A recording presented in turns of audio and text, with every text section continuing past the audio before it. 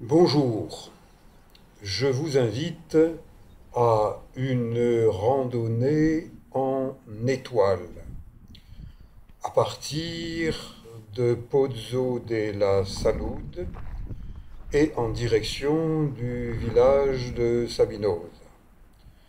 Randonnée en étoile, ça veut dire qu'on part toujours du même point et qu'on va un jour dans une direction et on revient au point de départ, l'hôtel thermal Pozzo della Salud, et puis une autre fois, un autre jour, dans une autre direction. Là, j'emprunte un tracé fléché qui commence par une route.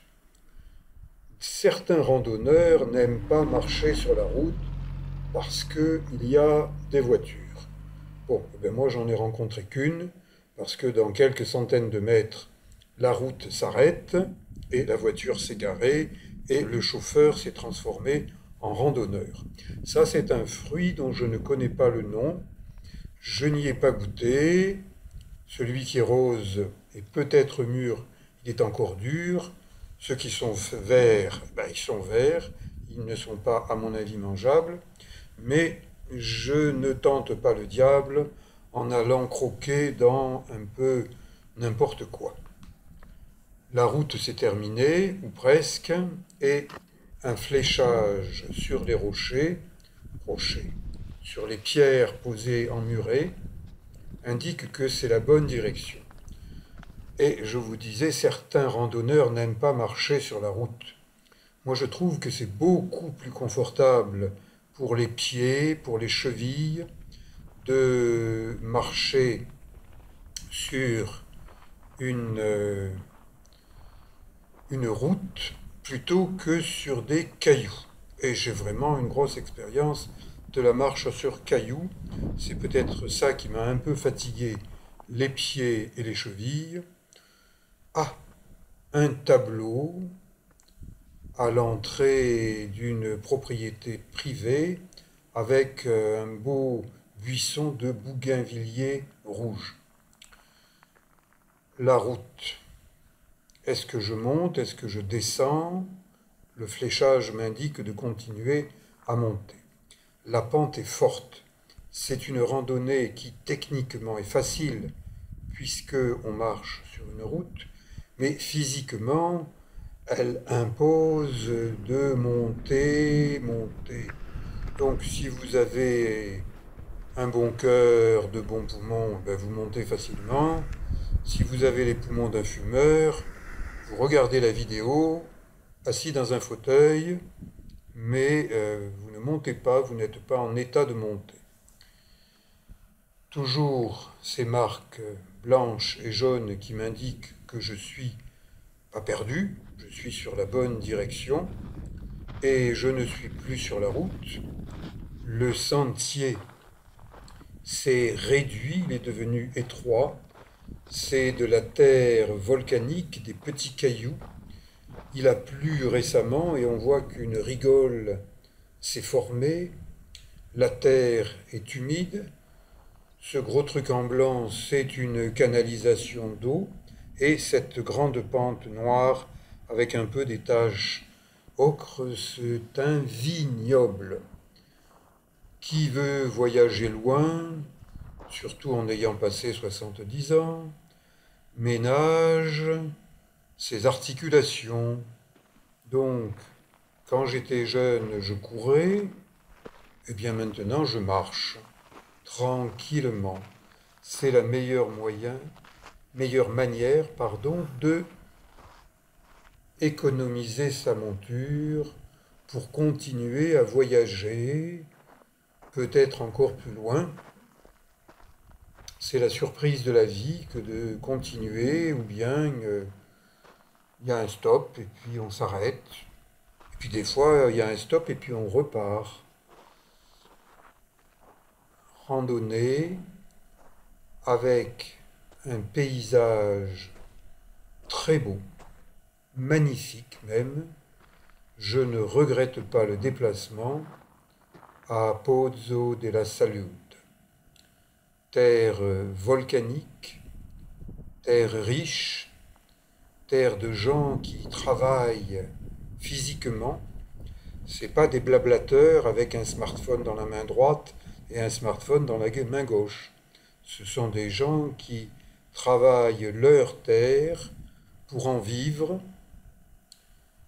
Je traverse la route, le sentier est sécurisé par une balustrade de bois et je marche lentement. Je filme lentement. Je ne suis pas TikTok. TikTok, c'est un produit chinois. Et étant donné que les Chinois ont assassiné 2 millions de Tibétains pour conquérir le Tibet par les armes, j'ai une certaine rancune contre les Chinois. Et comme maintenant ils se prétendent les maîtres du monde, eh ben les Chinois ne sont pas franchement mes copains. Et je continue à monter, parce que le sentier, il n'est pas fini. Au départ, il est annoncé pour 2 kilomètres. Mais c'est 2 kilomètres de montée de chez montée. Eh bien, je continue à monter tranquillement. Et pour monter tranquillement, eh bien, respirer tranquillement. La respiration est associée à la marche. Il m'arrive de rencontrer en France des groupes de randonneurs. Eh bien, avant de les voir, je les entends. On dirait un essaim de cigales qui font des kek. Eh bien, je pense que pour bien marcher, il vaut mieux moins parler. Et je continue à monter en admirant Dame Nature, version volcanique. Les petits points jaunes, ce sont des lichens. Cette terre rouge, eh bien, on voit qu'il a plu et que une petite rigole s'est formée. Mais s'il pleut beaucoup, ça peut être plus que des petites rigoles, des grandes rigoles. Et je continue à monter.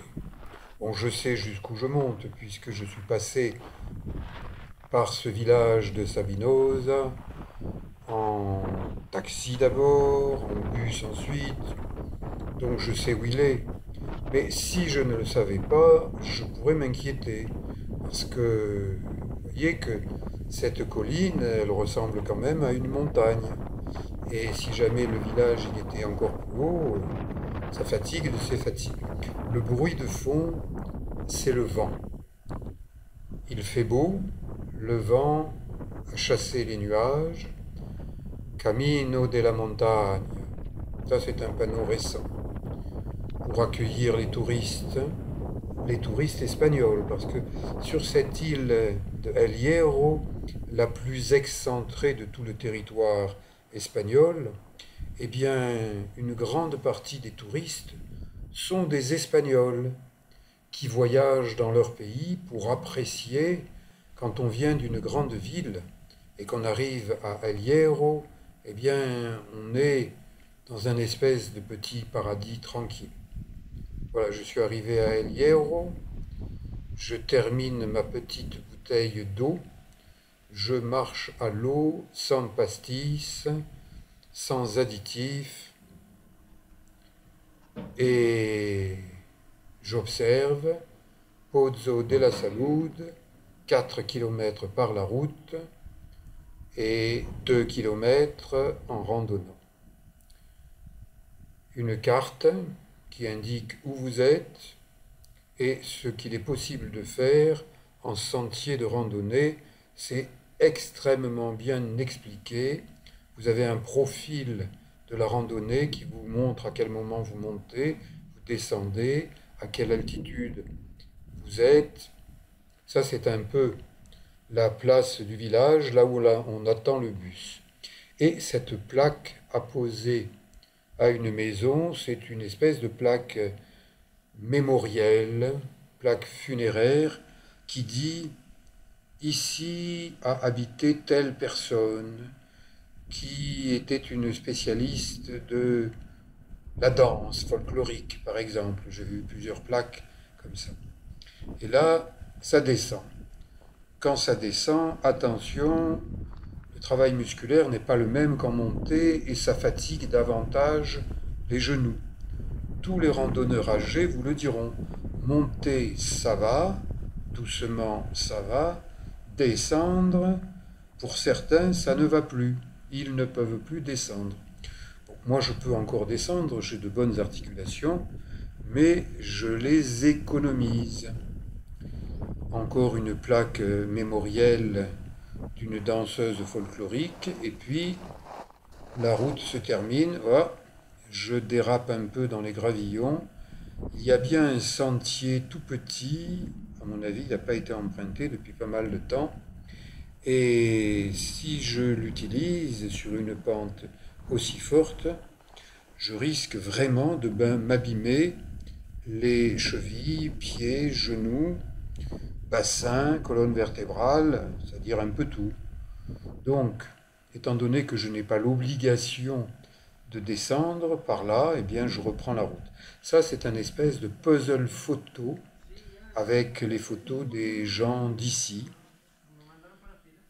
Et puis la place où je suppose ils peuvent danser. Vous voyez, c'est beau, c'est propre. Il y a de l'espace. Que la route se réduise, hein, moi qui descends à pied, ça me dérange absolument pas. Et ces 4 kilomètres de descente, j'ai croisé seulement 4 voitures, 2 qui montaient, 2 qui descendaient. Donc, hein, c'est vraiment un endroit tranquille. De la vigne qui s'étale sur de la pierraille volcanique, des petits buissons, une vue à couper le souffle, et là j'aperçois un petit sentier. Je me dis, si je reviens à Pozzo della Salute, eh bien maintenant je sais que ce sentier, il passe à tel endroit, qu'il rejoint cette route. Donc, quand j'aime un endroit, en général, j'y reviens et je fais plus de choses. Vous voyez, les voitures sont belles, hein. Ça, sont celles des touristes, voitures de location. Les voitures des locaux, ce sont des voitures camionnettes qui leur permettent de transporter pas mal de choses. Et oui, hein, la route, elle est étroite. Il y aurait même des virages en épingle à cheveux qui pourraient surprendre plus d'un conducteur. Je regarde, et le voilà le départ de ce petit sentier qui ramène jusqu'à l'endroit où il y a les filets de protection métallique, les filets qui empêchent les pierres de tomber sur la route. Et bien, la route, vous voyez qu'elle zigue et qu'elle zague. Elle fait pas TikTok, hein, elle fait zigzag, c'est pas pareil. Zigzag, c'est plus ancien. Est-ce que vous pouvez donner un nom à cet arbre? Eh bien, c'est un jeune figuier et vous voyez qu'il porte déjà des figues. Et son frère aîné, juste à côté, eh bien, il en porte un peu plus. Ce sont des arbres cultivés, entretenus. Les figuiers font partie de la richesse du pays. Ça, c'est un figuier au naturel, un vieux figuier qui s'est étalé.